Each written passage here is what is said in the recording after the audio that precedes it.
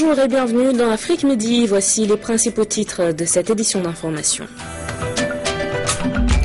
Barack Obama entame ce mercredi une tournée africaine qui va le mener à l'ouest, au sud et à l'est du continent. La première étape de la visite du président américain est le Sénégal, où il est attendu aujourd'hui en début de soirée. 25 chefs d'État et de gouvernement ont pris part au sommet stratégique sur la piraterie maritime dans le golfe de Guinée, à Yaoundé, au Cameroun. Les différents pays souhaitent mettre leurs ressources en commun pour éradiquer ce fléau qui prend de l'ampleur dans la région.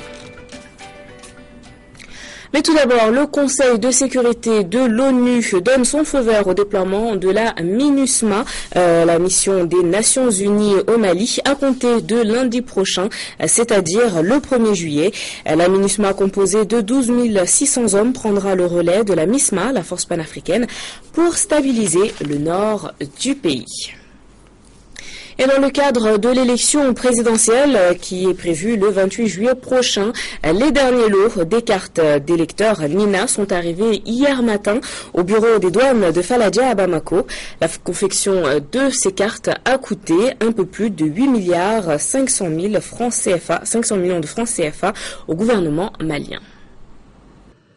Les reliquats des cartes NINA sont arrivés à Bamako, réceptionné devant les forces de l'ordre par un représentant du ministère de l'administration territoriale, de la décentralisation et de l'aménagement du territoire et un représentant de la CENI. Ces lots complètent les cartes déjà reçues à 6 877 449 cartes NINA. Cette livraison concerne les localités de Ségou, Koulikoro et Bamako. Ça veut dire que nous avons la totalité des cartes NINA. Ces cartes ont été confectionnées suivant un fichier remis par la DGE qui comporte l'ensemble des électeurs potentiels et environ 6 877 449 électeurs.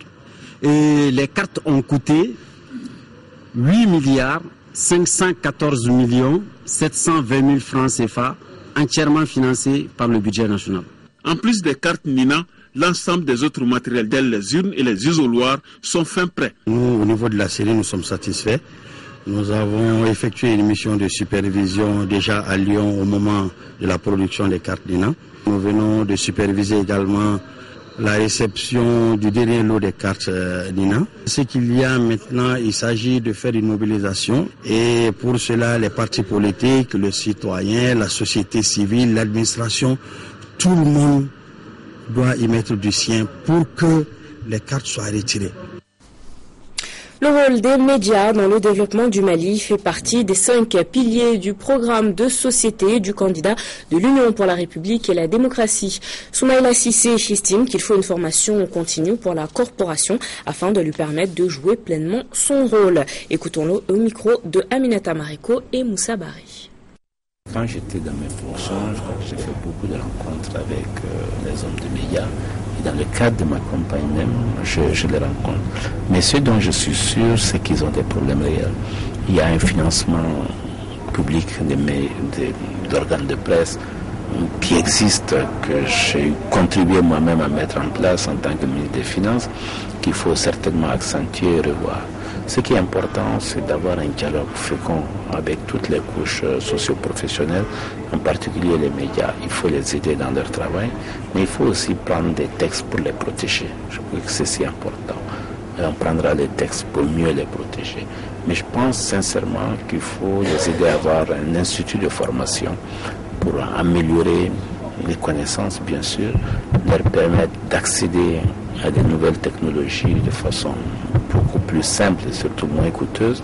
Je pense que nous y gagnerons tous. Et il faut que les médias soient aussi des canaux d'information, bien sûr, mais aussi de formation et d'éducation pour nos jeunes, pour notre pays. J'attends beaucoup des médias et je pense qu'un bon dialogue avec les médias est nécessaire. Et il faut qu'on le fasse ou avant ou après les élections. Dans tous les cas, je promets de le faire et je le ferai, Inch'Allah. Le Sénégal est la première étape de la tournée africaine de Barack Obama. Le président américain est attendu au Sénégal en début de soirée pour une visite de 2 jours. Et ensuite, il se rendra en Afrique du Sud et en Tanzanie. Juillet 2009, Barack Obama, fraîchement élu. Le président américain était en visite au Ghana, son premier voyage officiel sur le continent africain, où il insistait sur deux mots, démocratie et investissement. Le développement dépend d'une bonne gestion politique. Et c'est l'ingrédient qui a longtemps manqué dans beaucoup trop de pays. C'est ce qui va permettre de révéler le potentiel de l'Afrique. Mais l'Afrique n'était pas une priorité pendant le premier mandat de Barack Obama, trop préoccupé par la crise économique et le printemps arabe. Cette fois-ci, il espère bien renouer avec le continent africain et a d'ailleurs choisi 3 pays stratégiques à visiter.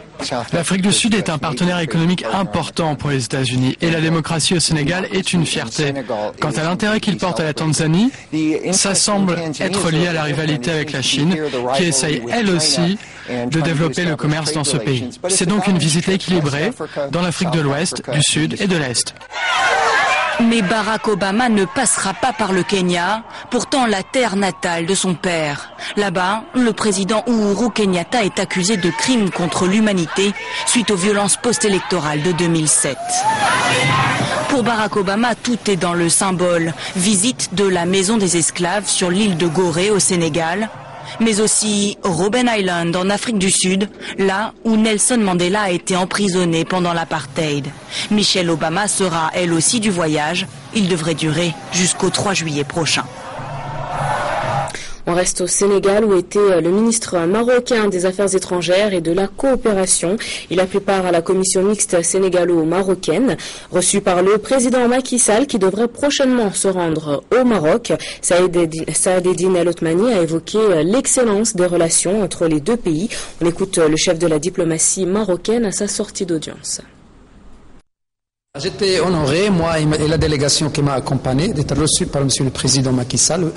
Bien sûr, ça prouve d'abord l'excellence des relations maroco-sénégalaises. Ça prouve aussi l'intérêt que porte M. le Président à la coopération entre nos deux pays et le soutien qu'il donne, soutien fort qu'il donne à cette commission mixte qui s'est tenue aujourd'hui à Dakar. Et ça prouve aussi la grande amitié entre Monsieur le Président et Sa Majesté le Roi Mohamed VI. Avec Monsieur le Président, on a discuté de l'excellence des relations bilatérales, on a discuté de l'avenir de la coopération maroco-sénégalaise, des programmes de cette coopération aux différents niveaux. On a donné un aperçu sur les résultats de cette session de la commission mixte et puis on va attendre Monsieur le Président très prochainement au Maroc dans une visite officielle. Fin à Yaoundé, au Cameroun, du sommet stratégique sur la sûreté et la sécurité maritime dans le golfe de Guinée.